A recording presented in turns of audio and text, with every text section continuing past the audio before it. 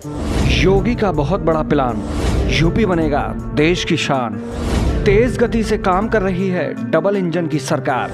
अब लखनऊ को देश का पहला एआई शहर बनाने का ब्लूप्रिंट हुआ तैयार।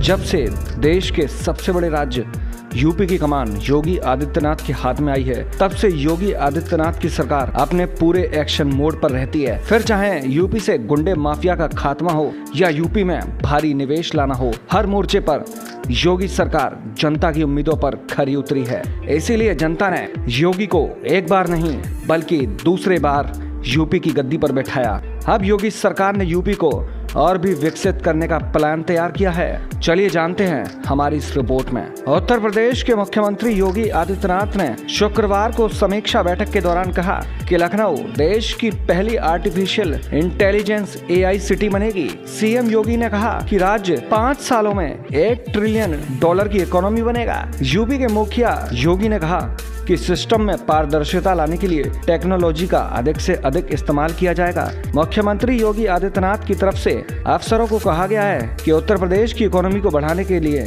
तेजी के साथ कार्य करना होगा। प्रदेश के पास एमएसएमई का 96 लाख यूनिट का बेस है। उन्होंने कहा कि इसको बढ़ाने के लिए योजना बनाने की आवश्यकता है। मुख्यमंत्री योगी आदित्यनाथ की तरफ से कहा गया है कि केवल इतना ही नहीं, इसके साथ ही यूपी को ग्रीन एनर्जी का हब बनाने को प्लान तैयार किया जा रहा है। उन्होंने कहा कि सभी डिपार्टमेंट आय को जनरेट करने के लिए अपने अपने संसाधनों का उपयोग करें, साथ ही कारोबारियों को पारदर्शी व्यवस्था मुहैया कराने का काम करें। मुख्यमंत्री ने कहा कि $1 ट्रिलियन के लिए प्रमुख सेक्टर्स पर ध्यान दें। इसमें धार्मिक, पर्यटन, कृषि, विनिर्माण और IT हमारे प्रमुख सेक्टर्स हैं। इतना ही नहीं, इसके अलावा शहरी विकास, शिक्षा, energy, health, food processing sectors पर भी फोकस करने की जरूरत है।